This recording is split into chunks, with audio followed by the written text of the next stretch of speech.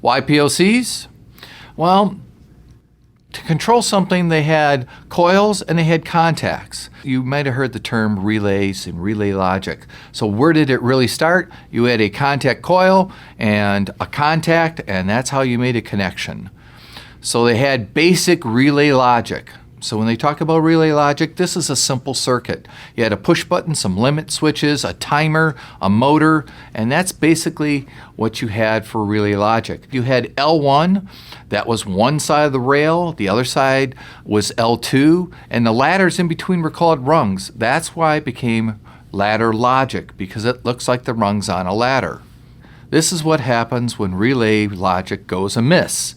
You have lots of wires, you have lots of relays, lots of points of failure, and if you have to make a change, good luck, because the prints are very hard to read and a lot of red lines for all the changes.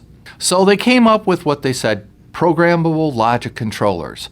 It was initially designed to replace all that relay logic. So you wanted to be able to sequence device activations, coordinate activities, and accepts inputs from a series of switches and sends outputs to devices or relays. But one thing to make sure of is how much is a byte. You've heard of megabits and gigabits, but now we really want to talk about bytes and bits. Each bit represents either an input or an output. So when someone says they just want to turn on an output, they're turning on a single bit, that's what they're talking about. But a PLC has certain components in it. You can see that it has an input module, an output module, a power supply, the central processor unit, some memory. So you have the input module, which is going to take care of all your inputs, your switches, your contacts, and the outputs that would drive relays or motors or actuators. But where is this data stored? And it's what they call in a PLC map. The PLC map has three major components. It has a configuration data table, which means all the configuration of my I/O and how things are put together is in this configuration data. It has an input data storage area where all the inputs from the switches are going to be stored, and it also has an output data storage where all the outputs are going to be stored. The programmable logic controllers replaced relay logic in the 1980s, and it's made by many manufacturers, each with their very own programming style. So you have Siemens and Allen Bradley, Omron, Mitsubishi, Schneider, Rexroth, and PLC Direct, just to name a few. Now they have PLCs, and they put them in these cabinets, and they're called IP20 style PLC control cabinets. IP, that's another nomenclature you'll hear about. IP20 means it's dust protected. It can handle dust, but it can't handle water. If it's an IP65, it can handle splash of water, but not be submerged. An IP67 would be I can submerge it up to 3 feet.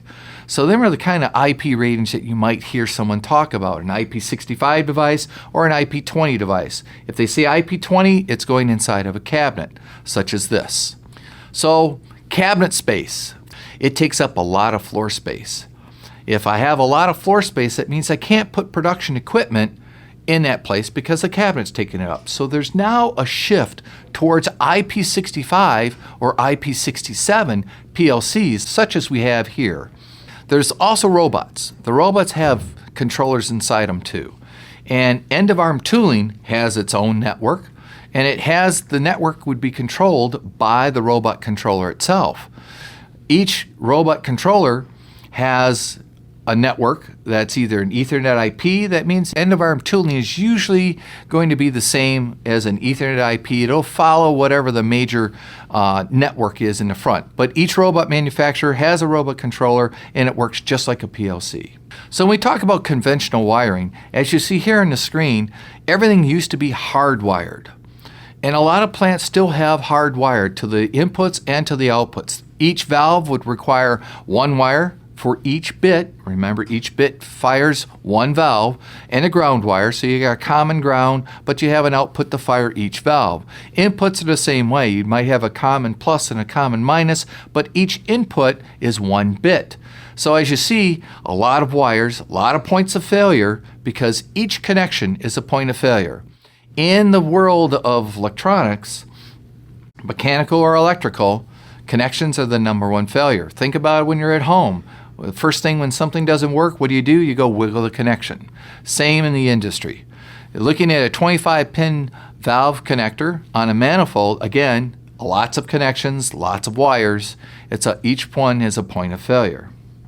So when you look at a traditional wiring system that's still out used in the plants today, you have here in the PLC, you have all the inter-terminal connectors that are out in the plant floor, and each one has a point of failure. For each point that they have a sensor or a wired to it, goes back into a major cable that goes back into the PLC, onto a terminal strip, from the terminal strip up to the I/O card. Again, lots of points.